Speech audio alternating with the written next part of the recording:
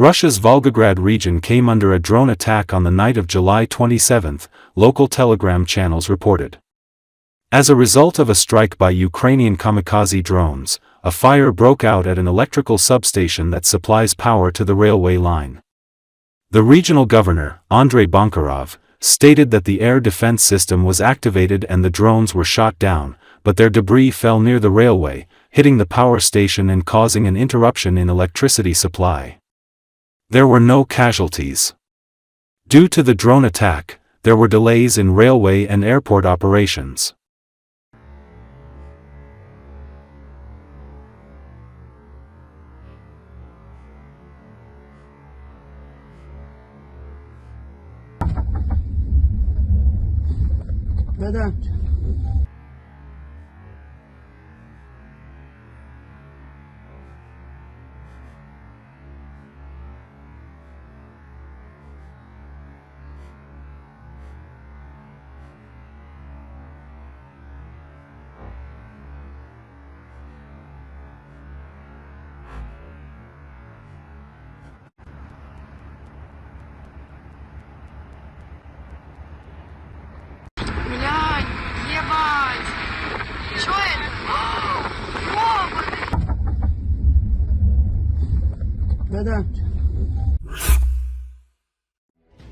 Ukrainian forces are holding back Russia's concerted summer push to break through defenses along parts of the front line, Ukraine's President Volodymyr Zelensky says.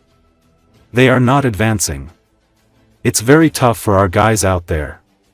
And it's tough everywhere, Zelensky told reporters.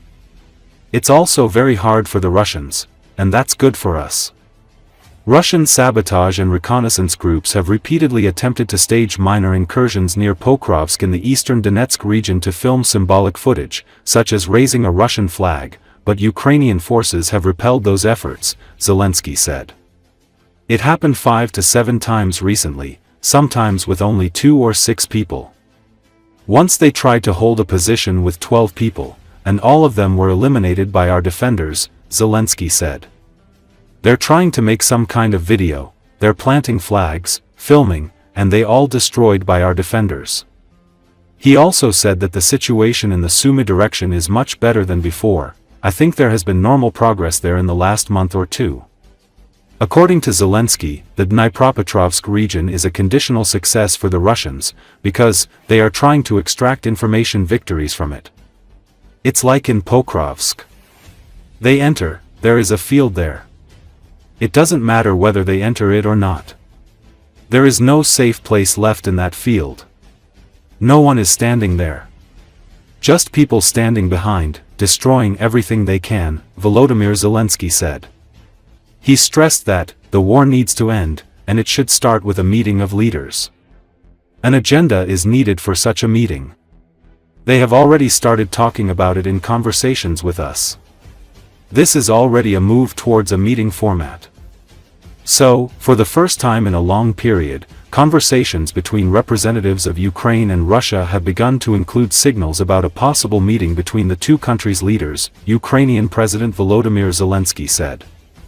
Zelensky emphasized that Ukrainians need the war to end, and in his view, that process begins with a meeting between the leaders. There's no other way with Russians. We need an agenda for such a meeting at the level of leaders. The issue is that we always raise this topic publicly. And now, in their conversations with us, they've started talking about it. That's already a step towards some kind of meeting format, the Ukrainian president explained.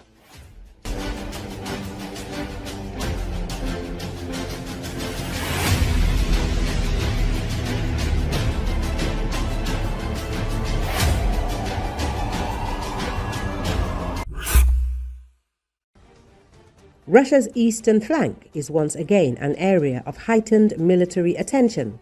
Amid growing regional tensions, Russia's Pacific Fleet, PF, has begun exercises to practice the defense of Kamchatka and Primorye. This was reported by Russian media, citing the press service of the fleet.